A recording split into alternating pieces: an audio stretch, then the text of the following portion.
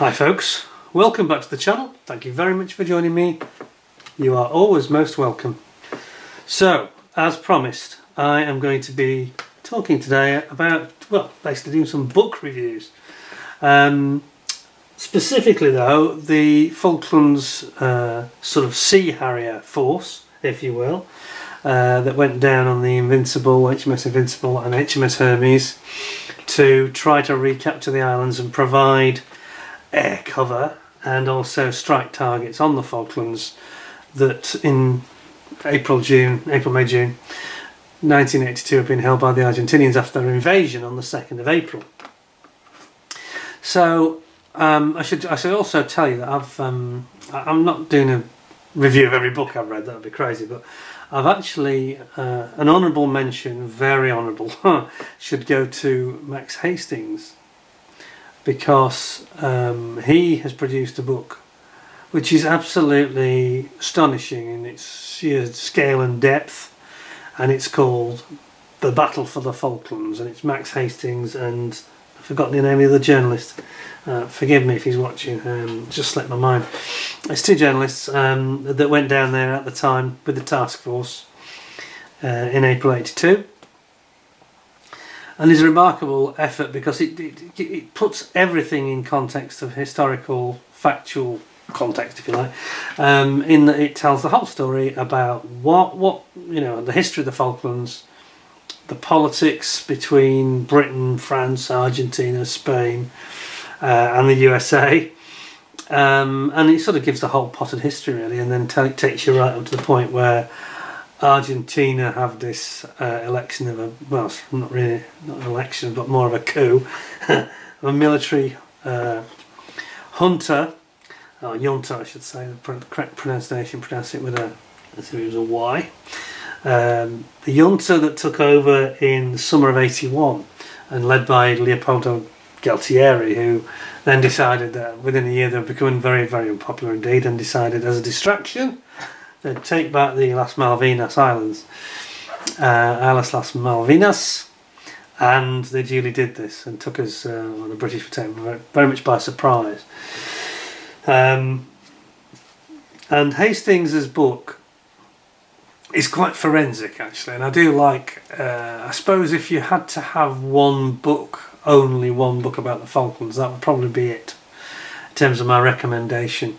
And he does cover the air campaign, but not in as much detail as I would have liked, in fairness. But he covers a lot of other things that I've never heard much detail of before, and I really recommend it to you. So his The Battle for the Falklands book, I strongly recommend it. Now, I've listened to all these books on audio channel, and that's the only one that I haven't got in hard copy. I've also listened to these three on audio books, but I have them in hard copy as well. And I can tell you that it is word for word read from the book. So in terms of, if you want to learn about the land battle and get the whole spectrum of the Navy, the Air Force, the Army, and the logistics side of this conflict and how Britain managed to take back the islands, then go and read Max Hastings' book. But if, like me, you're primarily interested in the air element, I was interested in all elements, but particularly interested in the air element. So I got these three, and these really are probably your three favourites for the subject. We've got Hostile Skies by Dave Morgan, who was the top scoring pilot that was in the carrier task group flying Sea Harrier, although he we'll come into more detail about him shortly, but he was a former RAF pilot that joined the Royal Naval Air Service just before the conflict started.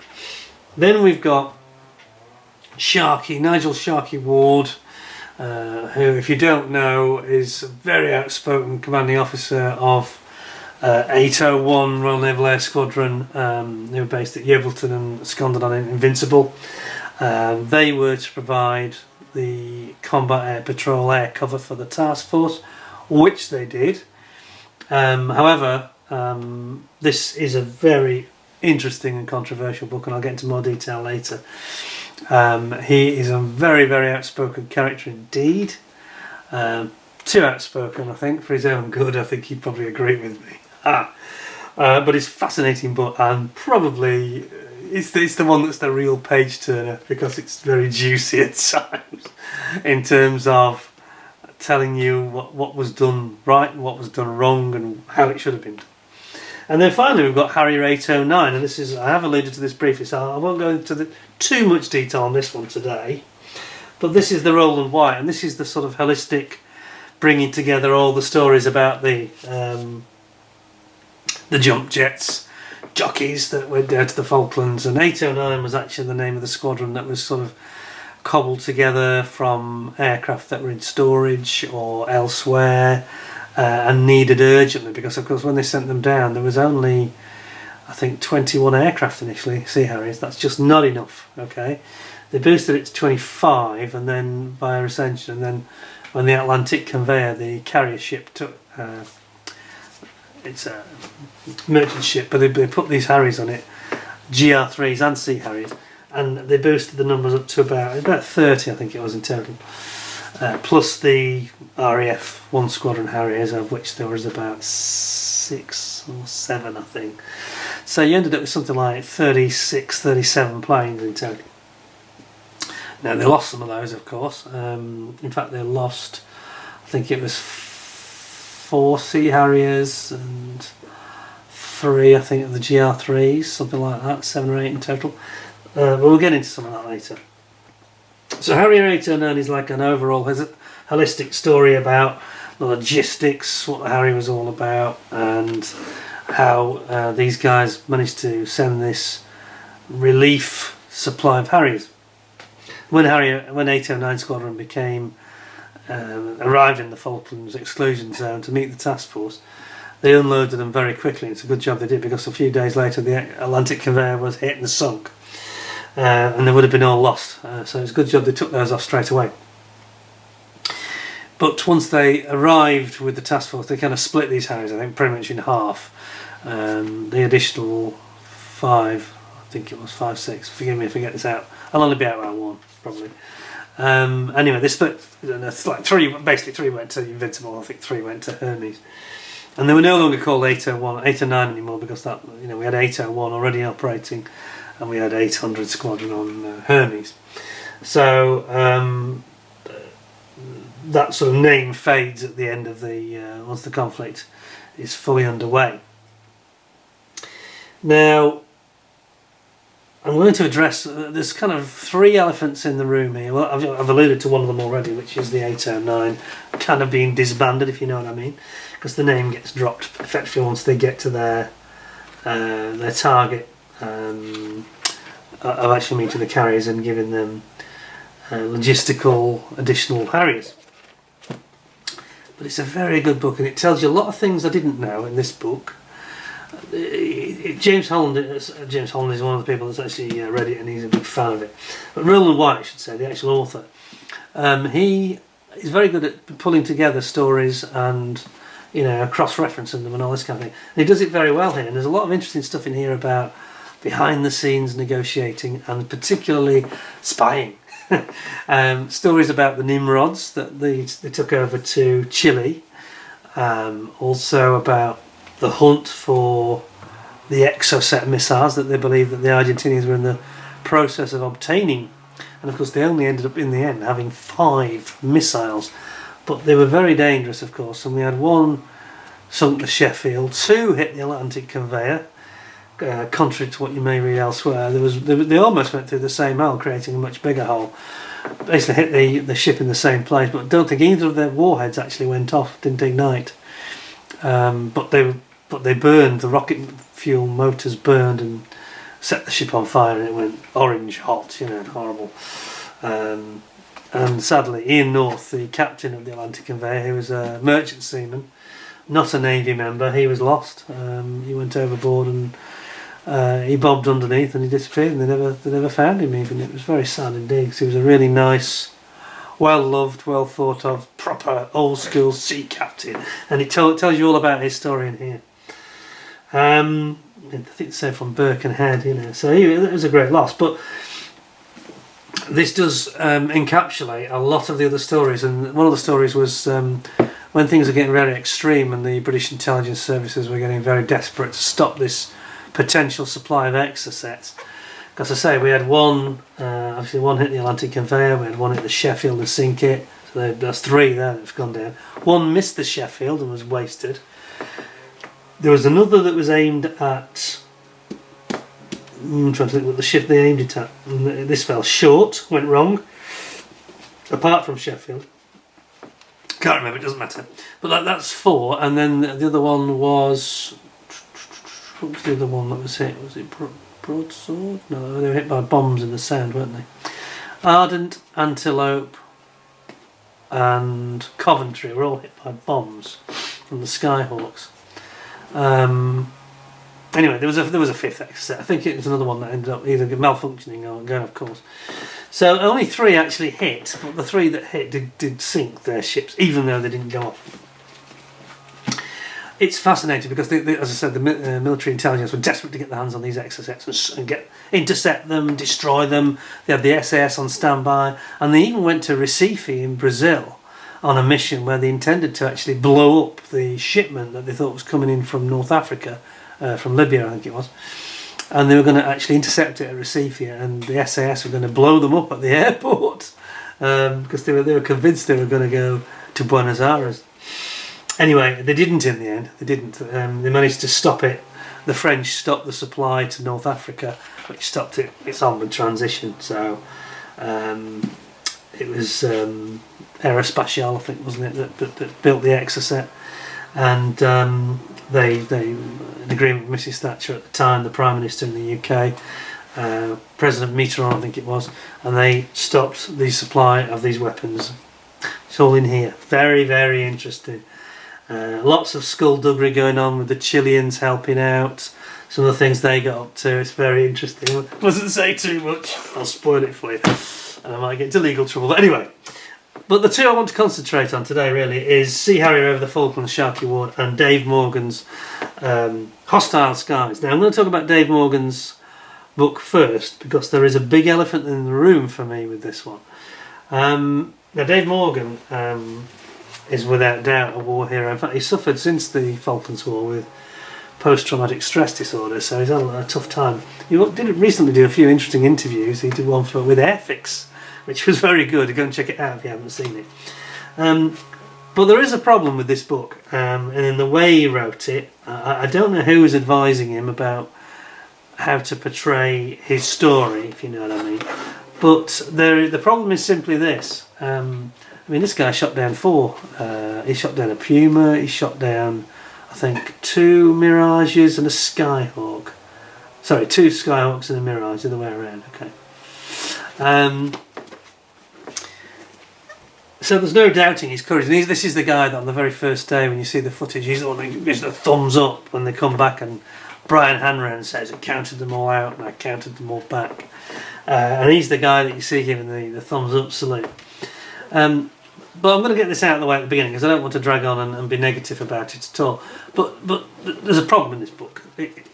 Dave is a character who is clearly a very creative type of guy, and he likes his poetry. He wrote poetry, and I think he's done a bit of music as well and stuff. But the problem is this. I mentioned he had post-traumatic stress, and after the war, he talks about this in some detail here.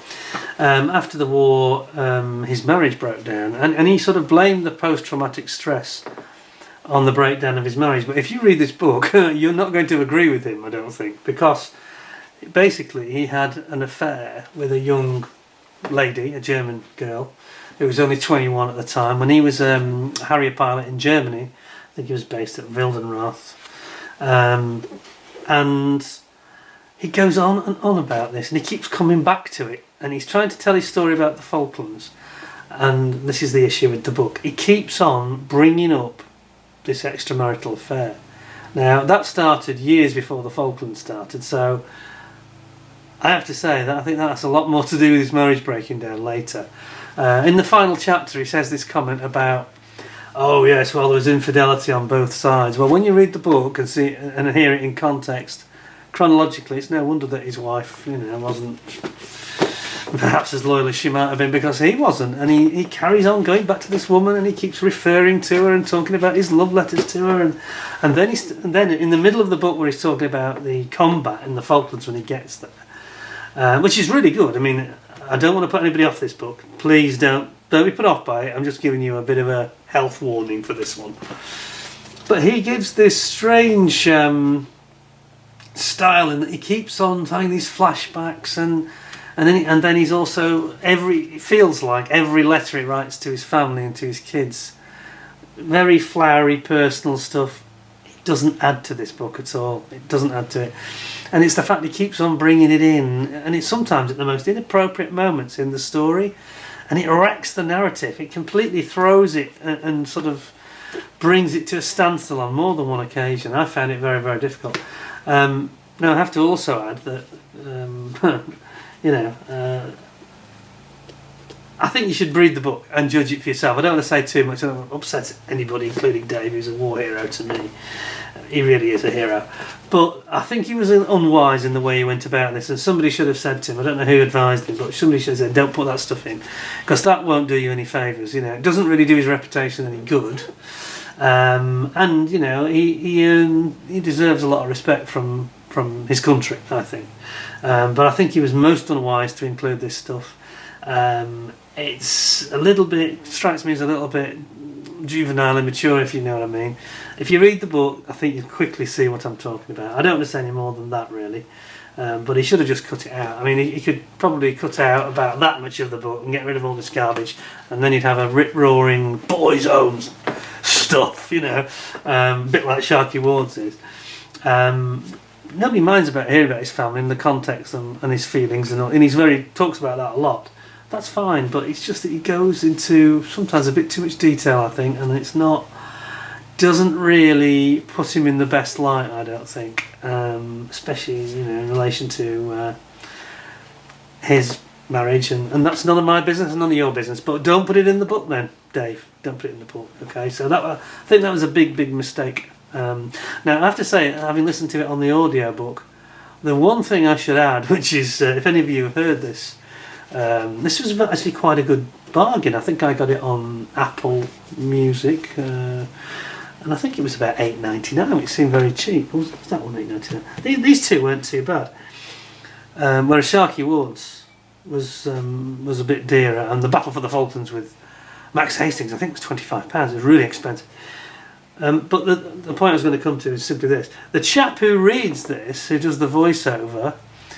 On the audiobook, he sounds like the guy who used to do the voice for Tony Blair on Spitting Image, and it doesn't help. It's a little bit his narration lacks gravity. Now there's an interesting, unusual chap that does the voice for Sharky Ward as well, but he really, having heard Sharky Ward talk, and I've heard Dave Morgan talk in interviews, and I think that although the other guy has a strange voice, I think he does capture the Sharky Ward character very well, and his sort of drive and dynamism. The guy who does the narration for this is again not helping Dave, I don't think. I think it's almost a bit.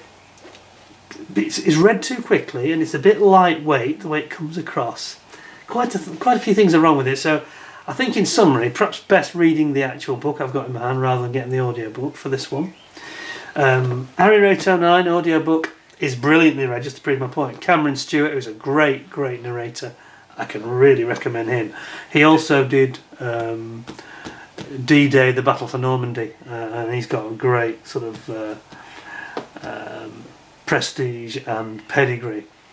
But the guy who reads this one, no, I'm not going to name it, it wouldn't be fair, but just read the book, but just be warned, there's a lot of stuff in here that will make you grind your teeth a little bit and think, Dave, why did you put that in? We didn't need this half chapter. This is just spoiling the story. It's spoiling people's image of you, and I think you have to be careful sometimes. I think he's too honest in some ways, but it's also, I don't know.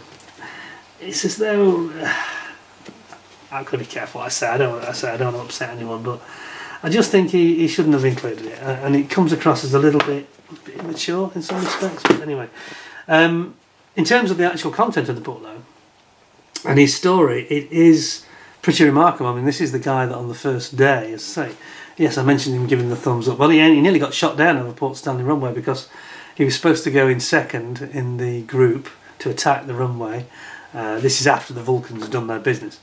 And he ended up being last, which is the last thing you wanted. And of course the Argentines are starting to get the beading on the speed of the planes and where they were coming from. So he was very lucky. He got a big 20mm cannon shell right through the tail of the Harrier, luckily not affecting any control surfaces and not doing any permanent sort of damage that would stop him getting back to the Hercules. So he had a bit of a charmed life. He had a few incidents where he had some close calls and got too close to the ground, and he took out the Puma helicopter near the mountainside in May, I think it was, and effectively shot it down without shooting. He actually took it out by the draft of his jet engines, because he had to make such an aggressive manoeuvre close to it to do a turn, intending to shoot. He didn't need to. He actually knocked it, wafted it out of the sky like a butterfly, into the mountain, which is quite remarkable. It's classed as a kill, So he got 4 kills, and of course, if you get 5 kills, he'd been considered to be an ace, which would have been. So it's a shame he didn't get one more. I know that's a strange thing to say in a way, but you know what I mean. I think he deserved it. I think when he was actually in the plane, I think he was a real wizard, no question about it. And he did a great service for his country, and he was there. There were some issues not to do with him, but to do with the way 800 were being organised. And again, I wasn't there. Please don't shit me down. I'm quoting lots of material here, but there was an argument. We'll get to it in more detail in Sharky Ward's book. But there was an argument for saying that the way that they went about it, they had this instruction, not the pilot's choice, instruction to be up at 8,000 feet or more, circling, in like a racetrack formation above the island. And the trouble is, when the Argentines came in, they came down very low, very fast, and there's no way when they're up at 8,000 feet they could get down quickly enough to deter or prevent the Argentines doing their damage. And it proves the point at the end of the book. He's talking about the last couple of weeks. Dave was on patrol with his wingman, and the day that they had the attack on the Sir Tristram and Sir Galahad at Fitzroy, Bluff Cove, they came down and it was too late. The Skyhawks had been and gone and done their business, But then he saw another Skyhawk coming in and attacking and pretty much sinking a landing craft out in the Sound. And he said he was so angry, having seen the damage they'd done to the other 2 ships. He was so angry. He went after this Skyhawk and he blew it out of the sky. No messing with his Sidewinder, So it's definitely a book that's worth reading. I think it's a bit of a flawed genius type of book, if you know what I mean. That's certainly the one. I have actually now read reviews on it, which I haven't seen before, and I'm afraid that everybody seems to be saying the same thing. So my opinion's not at all unique or out of step. Because he's a bit more quite an emotional chap, he comes across that way to be a creative type, more an artistic type than the usual military guys. I have to say that his account of the homecoming it almost moved me to tears. It was so good. He talks about, I won't spoil it for you, but in the last chapter he talks about coming back to Southampton, and the big homecoming. They were all told by Brian Hanrahan that because the BBC had already, some of the ships had already come home, there won't be a big homecoming. It's, you need to lower expectations. There'll be a few people on the quay, and that'll be it. Well, of course, he was pulling their leg, and he knew that the BBC were going to be there, and the whole world, ITN, and everyone was going to be there with thousands and thousands of people on the quayside. And he said it literally almost brought tears to his eyes, and there was a couple of girls on a little speedboat with their dad, I think it was, young women, not children, young women. And all the sailors were shouting, take your top off. And they did, apparently. And he said, but the whole thing was just very emotional, and he said it was something you could never have again. And his account of it on this final journey, back into Southampton, I really enjoyed that. I did indeed. So I say, there are some problems with this story. It's the way it's been done. If I was Dave, if he's listening to me, just go back and edit this out and republish it. That's what I'd do. Edit out that stuff I've mentioned. There's no problem with the odd letter to your wife, but I think there was too much of it, and I think it was too detailed, and to his young mistress. No, bad idea. Anyway, moving on. Now let's get to the real meaty, nasty, controversial story to end them all. Sharky Ward, Her Majesty's Loyal Top Gun. He actually called the book that in the previous version of it. I think his first version, Her Majesty's Loyal Top Gun, he called himself. Now it's known as Sea Harrier over the Falklands. A controversial account of what really happened in the South Atlantic skies. Now, I almost don't know where to start really to give you the flavour of this. Those of you that, if anybody's read this, they're going to be going, start laughing. Sharky Ward was already a naval pilot. He'd been on Buccaneers and Phantoms on Ark Royal in the early 70s. Mid 70s I should say. Before they decommissioned Ark Royal and the Invincible class was going to come in. And then he transitioned over to the new Sea Harrier when that came in 1979. And he is the pilot that you can see if you go on YouTube. You can see that he's the pilot. And I remember this at the time. He landed his Sea Harrier in the garden at Pebble Mill at 1 and the green sort of strip outside with great precision. Although he did actually have it a few feet off, and he complained bitterly about the markers being in the wrong place. But it's quite interesting because he has a real strong opinion about everything, really, which is not necessarily a bad thing if he's right. And I think he is right on most things. But I can see how he got into trouble with the Admiralty and with the flag, the people, the Admiral who were running the campaign on the way down to the Falklands and in the conflict itself. He is a man who doesn't really compromise, and he has very forthright views, and he expects very high standards from himself and from his men. And including, his other pilots, including his engineers, pretty much any support role or anything to do with, the efficiency of these aircraft in war, even in peacetime. He expects 100% from everybody. And he's just that sort of... he calls himself the maverick, and he definitely is, no question about that. I'm not sure that word's really strong enough, really. I'm sure other people have called him other things. But when you start to read it, there's 2 or 3 things that strike me. First of all, this is the latest edition, and there's like a prologue for the 2005 edition, where he sort of almost starts retracting some of the things he says at the end of the book, especially, which is not a very good start, I've got to say. Now, he's talking actually about Sandy Woodward, the Rear Admiral who became Sir Sandy Woodward. He wrote a book after the Falklands War called 100 Days, and they were clearly at odds with each other in the way that the campaign was organised, especially in terms of the combat air patrol, the air defence of the fleet. So, it's a strange way to start your book, I think, by saying, I then spoke to Sandy Woodward after we had this spat in the press and discovered that a lot of the things that I had been told were attributed to him and what he believed and what he wanted. He actually didn't get involved in. And he actually said that, actually, Sharky, I think a lot of the things you've said, whilst you've maybe been a bit too strident, but a lot of the things you said are right, and I didn't disagree with that, but I left it to the air command. I didn't get involved because he was a submariner, Sandy Woodward. He came from a submarine background. But it's interesting and the fact that Sharky's put this at the start of his book, he must genuinely feel that perhaps, and he makes an apology, so he must genuinely feel that perhaps he has slighted Woodward slightly. And I don't know the truth of it any more than probably you do, but it's interesting.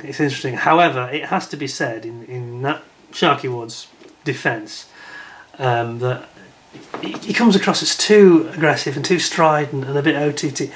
But as you go through the story and he relays to you all the events that happened, you start to understand why he was at odds with them all the time and why there was disagreements about strategy.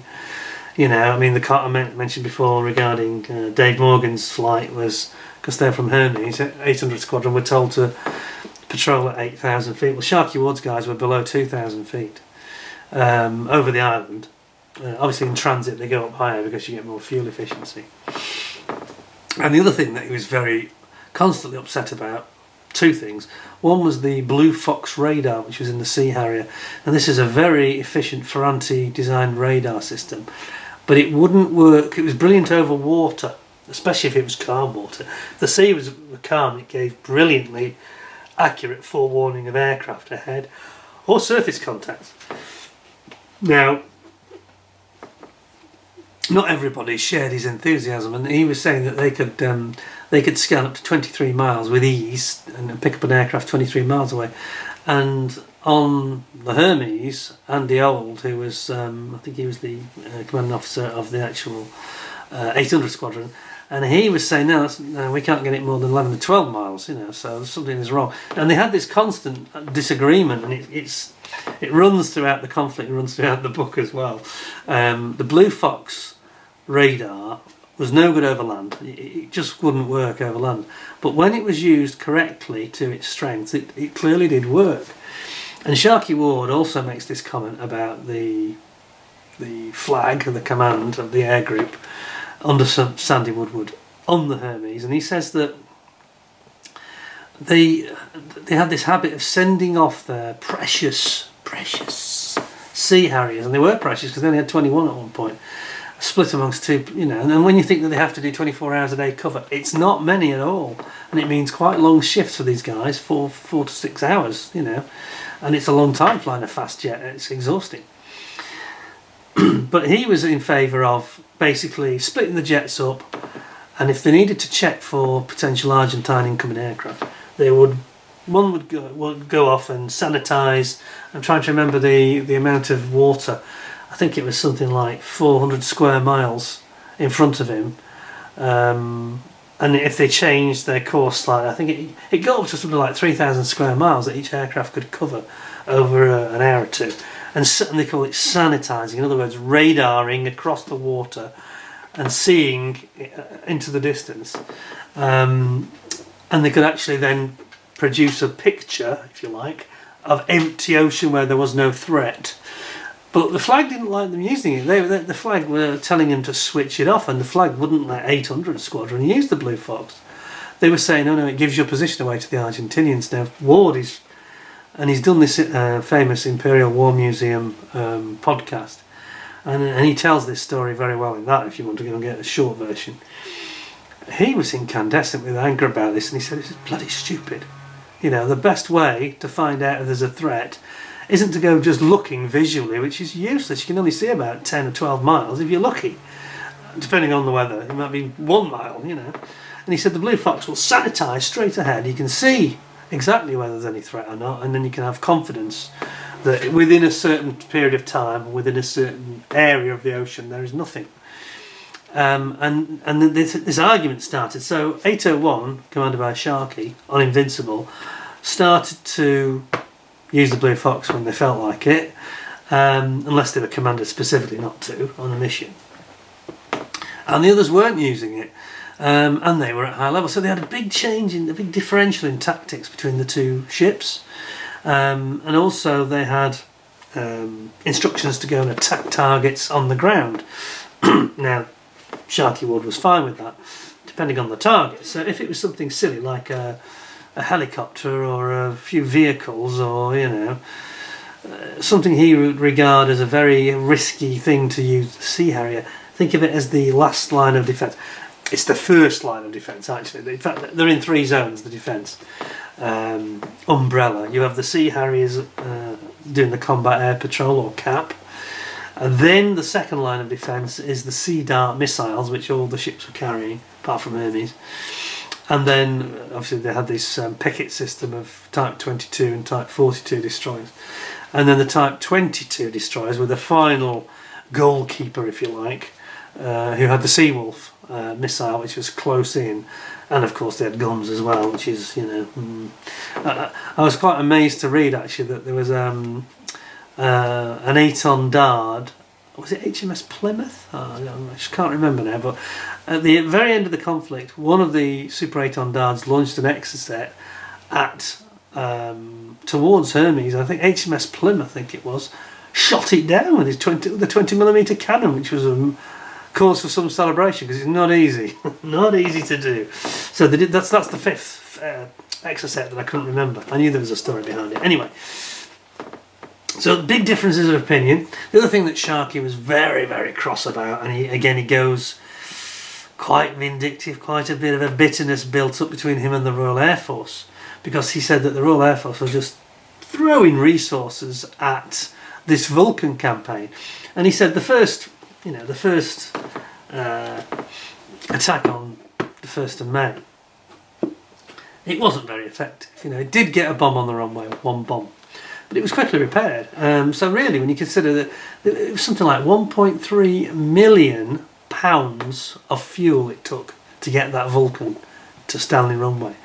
And then they did another 6 of these missions, including the later ones where the Vulcan were modified to carry the Shrike missile, which is the anti-radar missile, trying to take out the radar sites on Stanley.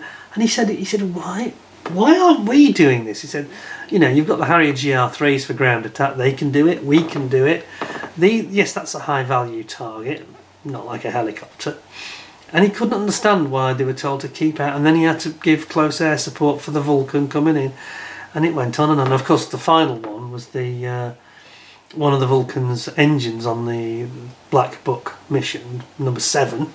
The engines conked out and they had to divert. When he said it's ridiculous. They did what they do in peacetime and diverted to the nearest airport, which was Rio de Janeiro in Brazil. Not ideal. Not ideal. Who were quite pally with Argentina and were not on great terms with us at the time, with the UK. And then they landed, and they said, incredibly, they landed this Vulcan with the Shrike missiles with the latest technology weapon still on the pylons instead of dropping them in the sea, which would have been fine, you know, normal procedure in wartime. You don't take weapons into a neutral country. Some very strange decisions were made. And the other one that particularly infuriated him was about when the HMS Sheffield was sunk. He said that there was a lot of instances, that being one of them, where the combat air patrol fighters, the Sea Harriers, were sent off on these missions to just visually look out for enemy aircraft coming from the northeast. Now, there's almost no chance that was ever going to be an issue, enemy aircraft coming from the northeast, because it's so far from Argentina, even with their air-to-air refuelling, it's completely out of range. Impossible. So he got very cross with this. And then to prove the point of how they were getting it wrong strategy-wise, which really proved him to be right, he said that the classic example was when he got a call saying, we've got 2 bogies coming in, yes, from the northeast, Sharky, you need to go and intercept them, you and your wingman, immediately. It's, you know, they're at 65 miles out, blah blah blah. And he said, that is impossible. Have you checked for friendlies? And they said, Sharky, you are instructed from the Admiral, from the flag, to go and intercept these 2 aircraft. And he said, negative. Negative. He refused. Insubordination. No wonder he never got to be captain of a carrier, which is what he wanted, I think. And this is why. But I don't blame him. But you know, when you actually read it in the context of what was going on, you're thinking, hang on, this isn't right, is it? So he insisted that they check, and he said, have you checked? Where are the 2 Harriers that have just launched from your deck? And there's a silence, and then this guy came back and said, Roger, it is indeed friendlies. Return to your CAP station, Combat Air Patrol Station. He said, and this really sealed it for him, that they thought there was some incompetence here. And there clearly was, you know, and it's difficult in war. I'm sure that there's so many things going on and conflicting information and problems with the radars they had and all this kind of thing. But it was on an incident like that when on the day the Sheffield was sunk. Because the Argentines found a gap in the defences, realised that there was no Harriers there because there was no radar trace coming at them, and they flew right up the middle, and of course on the 4th of May they sunk the Sheffield with an Exocet right in the middle. And he was very, very angry, and he said that it was avoidable, totally avoidable in his view. And he also felt that a lot of the losses in Falkland Sound were, in San Carlos Water, were avoidable, like the Antelope and the Ardent. The Coventry one was unfortunate because there was a bit of an accident where Coventry got in the way of broadswords, Seawolf targeting. They crossed each other and got in the way and blanked out the view of the incoming Mirage. So, sorry, it was a Skyhawk, big pun. So that was a little bit of an accident, but the other two, he said, could have been avoided if they'd been having the air cover lower and closer.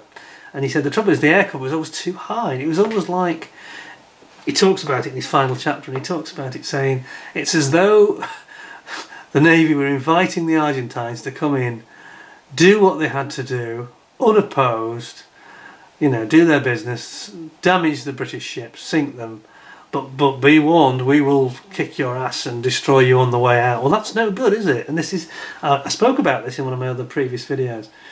This is really a replay of the thinking that we had in the Battle of Britain from Trafford Leigh-Mallory, who wanted to have these huge big wing multiple groups of aircraft with perhaps 80 to 100 planes that would swarm in and destroy all the German planes.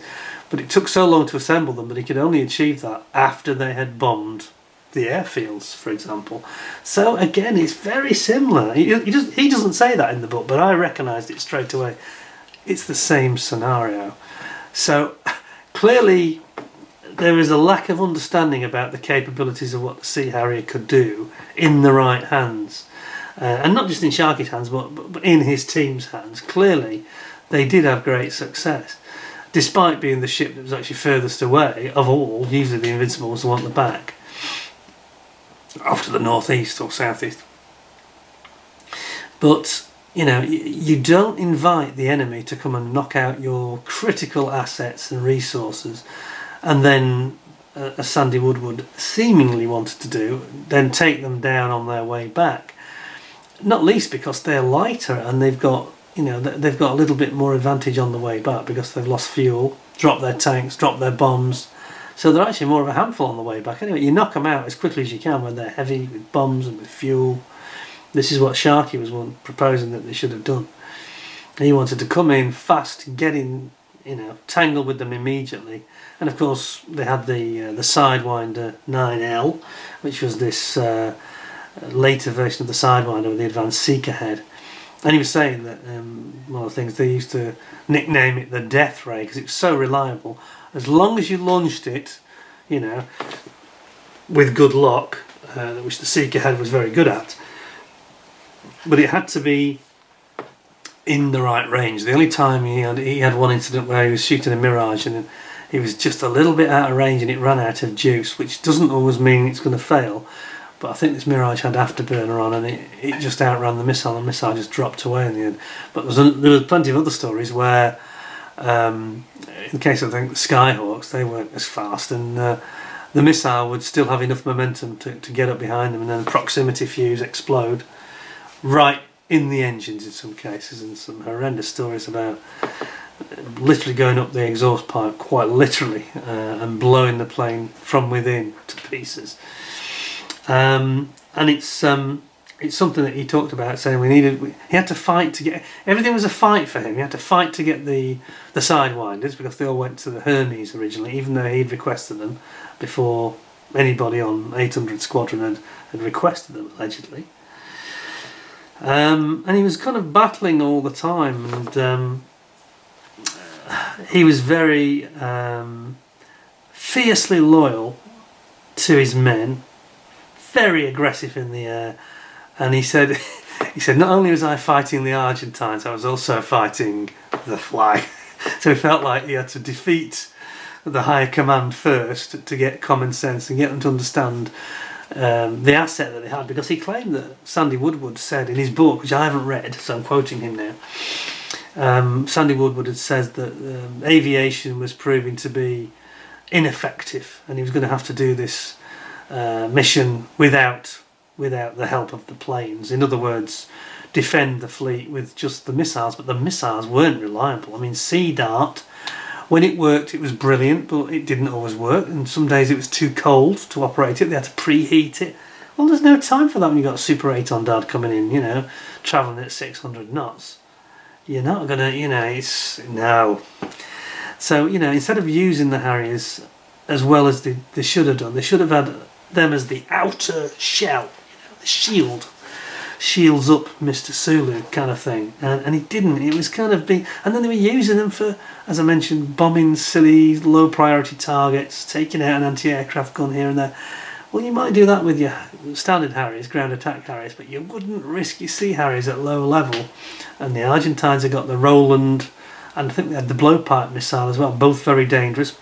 We had one of them shot down by Oerlikon cannon, you know, and the Argentines also had land-based Exocet. They actually shot at HMS Cardiff and actually put a big hole in it on the last week of the war. So you don't want to let your combat patrol fighter jets be wasted by losing them to ground fire, and that's what they were doing. So there was a bit of a lack of competence. Anyway, I'm giving you the flavour of the book, but it's very interesting at the end. He was talking about how he has this bitterness with the Royal Air Force, and I can kind of understand why when I heard all the background, especially when the war ended. He talks about the his journey back, unlike Dave Morgan, who went back on Hermes, and they had this wonderful homecoming in the Sound at Southampton there. Sharky had been given a new role and actually flew back on a VC-10 from Ascension, and he was treated like dirt. Really, he wasn't, because he wasn't RAF. It was that he claims that the RAF almost revised history and took all the credit for defeating the Argentines on the ground with their aircraft. And of course, the RAF planes, there were so few of them. There was only literally a handful of Harrier GR3s. And these Vulcans, and he was saying, how can you spend £1.5 million of fuel for every Vulcan raid? We could do, I think he said, 240 Sea Harrier attacks with that same amount of fuel. Now, given what I've just said, he wouldn't want to do that because he would be losing a high attrition rate. But the Vulcans were not achieving anything. And this is one thing I did not know before. Somebody mentioned this when I did, I think it was my review of the Vulcan, the Airfix Vulcan last year. And somebody had obviously read this book. I can't remember who it was, sorry. Maybe one of my current subscribers and commenters. But he said Sharky Ward has got a lot of issues with that, what you've just said about Black Book and how successful it was. You must read his book. And it was him that got me interested in wanting to do it. So I can't remember who you were, but if you remember that comment, thanks a lot, because you brought us to where we are today here. Anyway, in summary, he said that the homecoming was absolutely appalling, and he had real issues. He was treated like a second-class citizen, and he was awarded the Distinguished Distinguished Service Cross, which is like the DFC, but for the Navy, you know. So he shot down a Canberra, a Hercules. And if you didn't know, you did definitely read the book. Ooh, quite controversial, but he did the right thing. And also Pucara, of course, Carlos Tombas Pucara. And but it's a real page turner, this one, I've got to say. If you have to just buy one book about the Falklands War, frankly, having now read this is the one you go for. And I say that the guy on the audio book, whose voice is a little bit on, I found him maybe a little bit irritating for the first chapter or two, but very soon I started to recognise how he was very good at capturing Sharky Ward's character, I think, in the way he portrayed himself. And it worked actually very well in the end, and I warmed to this guy. His name was Davis, I think. Roger Davis. And I really warmed to him, and I thought, yeah, actually you've done this really well, this narration. But yeah, as I say, at the end there were some very big problems. I mean, the RAF, two things he summarised at the end of the book, and he says that the RAF grabbed all the glory. We got forgotten about, the Harrier guys, the Sea Harrier guys, And he said that even when they had the 1983 memorial service, I think it was at St Paul's in London, they weren't even invited. And it was just incredible. And the RAF were all there, hundreds and hundreds of them, people that weren't involved in the fight at all. Absolutely incredible. And he said he was treated like dirt when he arrived at Bryce Norton finally with his family. And he was told that he couldn't get a flight, first of all, on the VC-10. They said, oh, it's RAF personnel, they get priority. Well, he went absolutely ape. It's worth reading the final 2 chapters. Really funny, actually. He just about had enough of being mistreated by the higher echelons of the Navy and the Royal Air Force, who really seemed to get his goat. Don't shoot me, guys, I'm just quoting you what's in the book, okay. Anyway, but he didn't feel his family were well treated, and then he was insulted by some jumped up little prat in the when he was checking in back at Bryce Norton. Something about they couldn't get him a flight, first of all, and then they couldn't get him a hotel room, and then they didn't organise his family to be brought, so he went absolutely crazy and demanded to see the station commander, and it all got sorted out in about 5 minutes. But he was just saying that the homecoming wasn't good. They weren't. They downplayed the importance of the Sea Harrier. They were not recognised. Okay, he got his DSC from the Queen, but he said there was about 3 other pilots that he wanted to get awards, and they were turned down, and they were given awards right, left and centre to the RAF guys. And then finally, of course, when the conflict was over, he tells a story about a Hercules pilot, a young Hercules pilot that turns up in Stanley a couple of months later, just come from the UK, and he's saying how tough it's been and how tough the training's been. And Hercules is he's done training with some fighter squadron, I'm not sure, and they were doing evasion training about how they can avoid being shot down. And he said, I was able to avoid the fight for 20 minutes without any gun kill on me and blah blah blah. And he's shooting his mouth off, this young lad, in the bar in Port Stanley. And a guy called Mortimer, who was one of the heroes that flew with Sharky, was often his wingman. And he said, well, funny you should say that, but my boss shot down a Hercules in about 30 seconds. He had no problems whatsoever taking it down. He said he had one go with a missile, and the missile malfunctioned, and then he shot it up with his guns, no problem.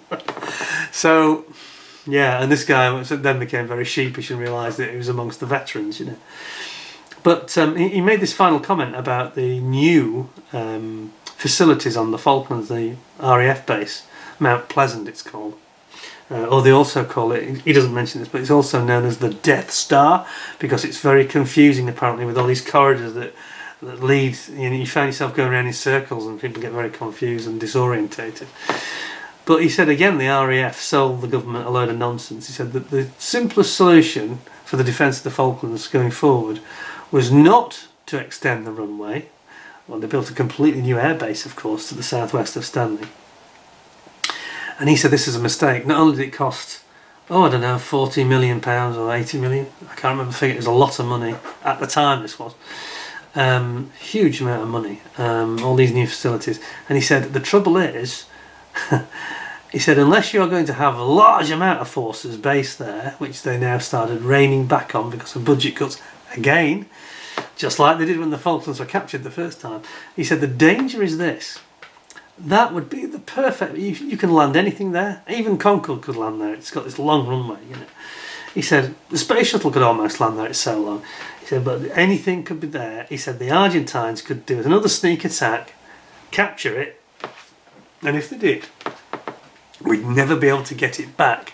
He said what they should have done is made the runway at Stanley, just upgraded it, don't make it any bigger, make it suitable really only for the Hercules transport planes, because they've got quite a short landing and takeoff run. Just make it suitable for them, not airlines, and for the Harriers, the Sea Harriers and the Harriers. He said then that would prevent any other power, because they haven't got any vertical takeoff aircraft, that would prevent them ever getting into the Falklands again. And it would cost next to nothing, relatively speaking. 5 or 6 million perhaps.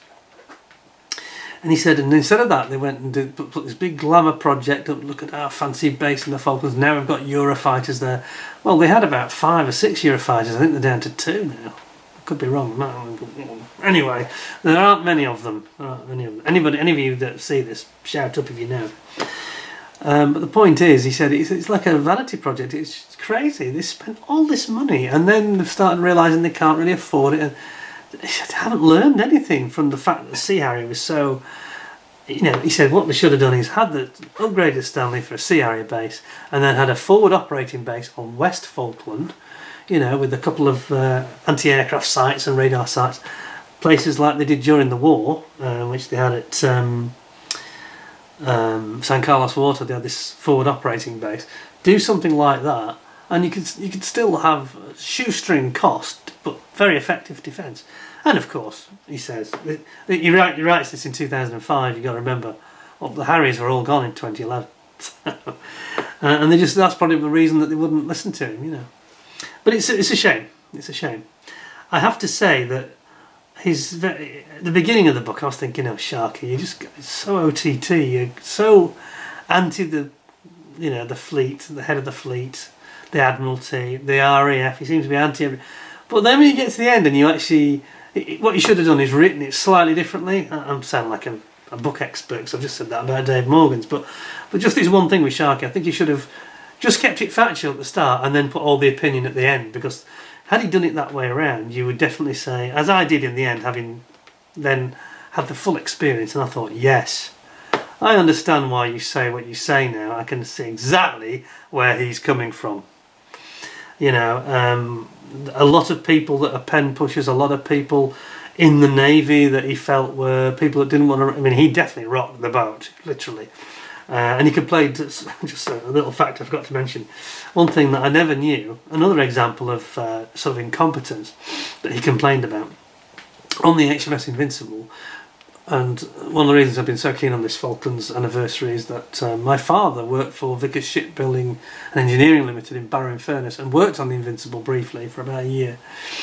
And Sharky said that the guys at VSEL, my dad and his colleagues, were saying to the ministry, no, you don't want to have you've got some design issues in terms of you've got your officers' quarters directly above the shafts for the transmission. There'll be a lot of vibration. It's probably not, it'd be better to have storerooms. And apparently the Admiralty Design Bureau, whatever they call themselves, basically said, mind your own business. You've had your contract. You've got the plans. Just get on with it. And he said it really caused them problems, actually, because several of Sharky's officers, including a guy called Penrose and several others, they really suffered with this vibration, not sleeping. And these guys were, flying day and night, and they needed all the rest they could get, and they didn't get much of it anyway. So he said another example of people not listening to those who know. Vickers, where my dad worked, they knew what they were doing. Their engineers had been doing it for years. And they took no notice, And he said there's far too much this stiff upper lip, really, especially in the Navy, where people want to get promoted and they're all yes men and doing some very strange decisions at times. And he would have no problem in saying, we are not... One example, finally, which struck me as being one of his typical Sharky isms.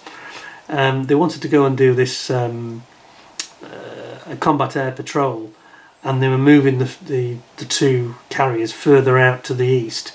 And he said, well, we need to sweep before we have the final attacks on Port Stanley. We need to sweep to make sure the Argentines don't try and come round and pincer. So they wanted to do an air patrol that was a bit further out this time. And he said, well, have we got any search and rescue recovery facility? What's arranged? Well, there won't be any on this mission. And he said, no, we're not doing it then. And he basically... And then they had this big row, him and Wings, who's the wing officer, wing commander, if you like, responsible on the ship, but doesn't do the flying. And in the end, they had a briefing, and he said, "Have you arranged now for the search and rescue helicopters? We need to bring that range in a little bit so that they can reach." "No, Sharky, you'll do as you're told." He said, "I won't, sir. I'll go right over your head, straight to the captain, J.J. Black," which he duly did. And J.J. Black immediately ruled in favour of Sharky, saying you can't leave men in the water, he'll die. If one of them gets shot down, he'll die. He won't survive. You have to change the plan. Well, this guy and Sharky fell out, you know. But this is what he was like. He wouldn't give in. If it was about safety or the health of his crew, he would be absolutely belligerent about it. And this is this is why he got this reputation for being such a maverick. Anyway, I think I've talked enough about it. You can probably tell that I thoroughly enjoyed his book. I enjoyed his book the most of all, which I kind of knew, which is why I left it to the last. I did enjoy Dave Morgan's book. I say I got reservations. I don't want to be too negative, but it is definitely worth reading because, in a way, when you read his book, it's almost like Sharky can go into a bit too much detail about the technical stuff, which even I struggle with, and I'm pretty good at picking it up. You know, I think a lot of lay people will find that a bit OTT. Dave Morgan's book is almost written for the layman or woman, a bit more like for the person in the street that doesn't necessarily know all the technical stuff.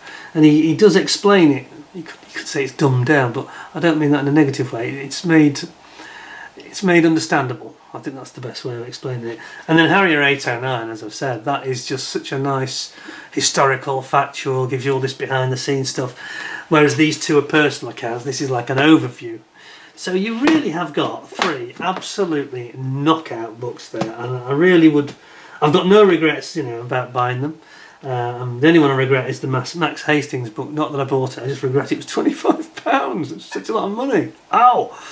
You know, and it only had perhaps another 100 pages on top of what Harrier 809's got. So Harrier 809 is actually the bargain of the lot. If you're short of cash, get yourself that one.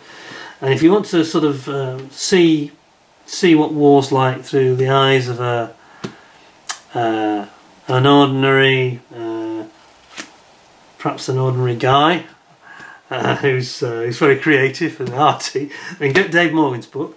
And then if you want to really go for the full military Monty, but be aware there's a lot of military speaking Sharky's book, so some may find that a little bit off-putting. I would recommend to you all of them. I would also recommend it, apart from the Dave Morgan one, I think you better get in this book, but on the other two, I think that the audiobook is brilliant, and again, the Max Hastings audiobook is also excellent. So there we have it. I've read 4 very big, very detailed accounts of the Falklands War. I said to my wife at the end of especially on the Max Hastings book, I got to the end and I felt mentally exhausted. I feel like I've been there, you know. Goose Green, Darwin, Mount Longdon, you know, Bluff Cove, and fighting into Stanley. Absolutely astonishing, really. But some great works, and I think that these things are very interesting times. I think they deserve to be remembered, so I would commend them all to you. No reservations at all. Just bear in mind that Dave does go off on a bit of a tangent sometimes with a bit too much information, if you know what I mean. But anyway, very, very interesting stuff, all good accounts, and it's great that you've got people that do write these books and you can feel, puts you right in the pilot's seat, you know, and it's quite a thrilling ride, I've got to be honest. I thoroughly enjoyed them all, so I'm sure you will too. Anyway, that's more than enough from me about books. I have got actually another book I will talk about on the Falklands. It's just a reference book, and it's specifically about Harriers versus the daggers. So I'm just looking at that at the moment, and we'll probably look at that in a couple of weeks perhaps. And in the meantime, I hope you found it interesting, and some of these anecdotes I've been able to relay. I would urge you to go onto the YouTube Imperial War Museum site. They've got Sharky Ward and I'm not sure if it's IWM or somebody else, but somebody's done Dave Morgan's interviews, and I think he's got maybe 3 parts. It's over 3 parts, and Sharky's is over 4 parts. I would very strongly recommend, if you're not the reading type, then go and watch those. Use it as a podcast in the background or something when you're modelling or, you know, washing the car, whatever you're doing. I think you'll get a real feel for what it was like to be in the front line, you know, and in the heat of battle. It's very, very moving and great to hear. Anyway, thank you very much for watching and listening to me ramble on about books. Not my normal thing, but I'm very passionate about the Falklands. I think it's a much underplayed, not really recognised enough conflict. It's the last time Britain went alone in a war that really they shouldn't have won, but as Sharky said, you know, it was a very close run thing, but it shouldn't have been, because we had a lot of advantages if we didn't necessarily use them. But there we go. You want to know more about that, you better get the book. Anyway, thanks very much for joining me. I hope to see you again very, very soon. In the meantime, don't forget to smash that like button, give me a thumbs up, 10 out of 10. And subscribe if you haven't already, and if you have, then you need to just ding the notification bell to get early warning of the next video coming up. And until that comes up, thanks very much, take care of yourselves, bye for now.